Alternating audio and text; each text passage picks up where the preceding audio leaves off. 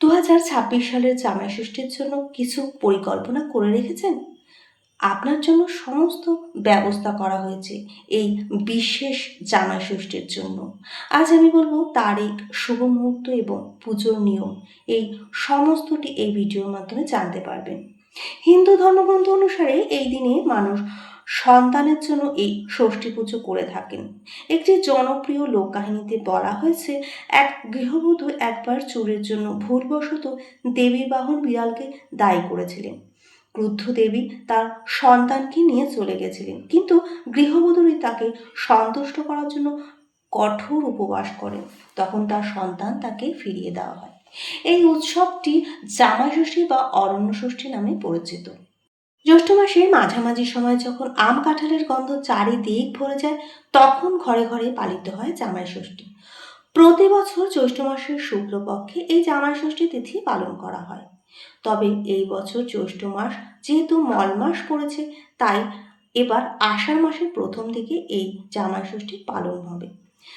এবার জেনে নেব জামাই ষষ্ঠীর ব্রত ঠিক কবে পড়েছে, জামাইকে আশীর্বাদ করার শুভ সময় কি, ষষ্ঠীর নিয়মা বা কি রয়েছে। কোনো ভুল ত্রুটি বা খামতি না থেকে যায়, শাশুড়ির মনে এই প্রশ্ন ঘুরঘুর করছে। সমস্ত প্রশ্নের উত্তর জানবো আজকের এই ভিডিওটি স্কিপ না করে পুরো দেখার অনুরোধ করছি। জ্যৈষ্ঠ মাসের শুক্লপক্ষের তিথিতেই জামাই ষষ্ঠী বা অরণ্য ষষ্ঠী করা হয়। এই দিনে জামাইয়ের মঙ্গল কামনার জন্য শাশুড়িরাও উপবাস থাকে। সাধারণত মেয়ে এবং জামাই উভয়ের মঙ্গল কামনাই করেন তার মা। জেনে নেওয়া যাক এই ব্রত কি উপকরণ লাগবে।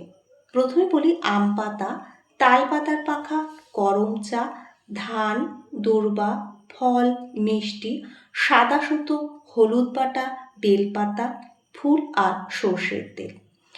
এবার জেনে নেব ষষ্ঠী তিথি কবে পড়েছে। 19শে জুন চৌঠা আষাঢ় শুক্রবার রাত্রি 10টা 18 মিনিট থেকে শুরু হচ্ছে ষষ্ঠী তিথি, আর ষষ্ঠী তিথি সমাপ্ত হবে 20 জুন 5ই আষাঢ় শনিবার রাত্রি 8টা 59 মিনিটে। উদয় তিথি অনুসারে 20 জুন পালন করা হবে জামাই ষষ্ঠী। জামাই ষষ্ঠী ব্রত শুভ সময় কি থাকছে জেনে নিই।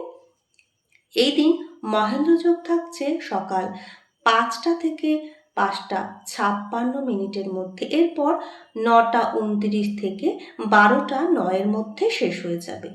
এই সময় জামাই ষষ্ঠী যদি করতে পারেন খুবই ভালো, কেননা এই সময় কোনো বারবেলা থাকছে না। পরবর্তী অমৃত যোগ পড়েছে দুপুর 3টে 42 থেকে 6টা 22-এর মধ্যে, আবার রাত্রি 7টা 4 থেকে 7টা 47 মধ্যে, আর রাত 11টা 21 থেকে 1টা 29-এর মধ্যে। পরবর্তীতে পড়েছে মধ্যরাত্রি 2টো 55 থেকে 4টে 55-এর মধ্যে। শাস্ত্র মতে আপনি কাঁঠাল পাতায় 5, 7 বা 9 রকমের ফল কেটে সাজিয়ে রাখবেন। জ্যৈষ্ঠ মাসে আম কাঁঠাল লিচু তো মৌসুমি ফলের রমরমা বাজার। সঙ্গে 108টি আটি বাঁধা দূর্বা এই দিন রাখবেন। ষষ্ঠী পুজোর জন্য শাশুড়িমারা সকালবেলা ঘুম থেকে উঠে স্নান সেরে ঘটে জল ভরে নেবেন। তারপর ঘটের উপর আম পাতা রাখবেন। ঘটে অবশ্যই স্বস্তিক চিহ্ন এঁকে রাখবেন। তাল পাতার পাখা একটি সুতো হলুদে চুবিয়ে তাতে ফুল ও বেলপাতা দিয়ে গিঁট বেঁধে মা ষষ্ঠীর ডোর তৈরি করবেন। এই ডোরটি জামাইয়ের হাতে বেঁধে দেওয়া হয়। যদি বাড়িতে মা ষষ্ঠীর কোনো ছবি বা মূর্তি না থাকে, তাহলে আপনি মা ষষ্ঠীকে মনে মনে কল্পনা করেও পুজো করতে পারেন। তারপর একটি নতুন তালপাতার পাখা দিয়ে জামাইকে 3বার 7 বলে বাতাস করবেন। এরপর মেয়ে জামাইকে প্রদীপ জ্বালিয়ে, শঙ্খ বাজিয়ে, ধান দূর্বা দিয়ে আশীর্বাদ করবেন, তাদের বরণ করে নেবেন। জামাইয়ের কপালে চন্দন এবং দইয়ের ফোঁটা দেবেন। প্রথা অনুযায়ী জামাইকে চিড়ে মুরগির দই খেতে দেবেন। কিছু মৌসুমি ফলও দেওয়া যাবে, আম, জাম, কাঁঠাল ইত্যাদি। আবার আপনার ইচ্ছে মতো খাবার তৈরি করে দিতে পারেন, আবার জামাইয়ের পছন্দ মতো খাবার করে দিতে পারেন। শাশুড়ি কিন্তু উপোস থাকবে। জামাইকে খেতে দিয়েই তবে শাশুড়ি উপোস ভাঙবে। শাশুড়িরা ষষ্ঠী ব্রত পালন করবেন নিরামিষ আহার গ্রহণ করে। আজকের ভিডিওটা এখানেই শেষ করলাম। ভিডিওটি ভালো লাগলে অবশ্যই কমেন্টের মাধ্যমে জানাবেন।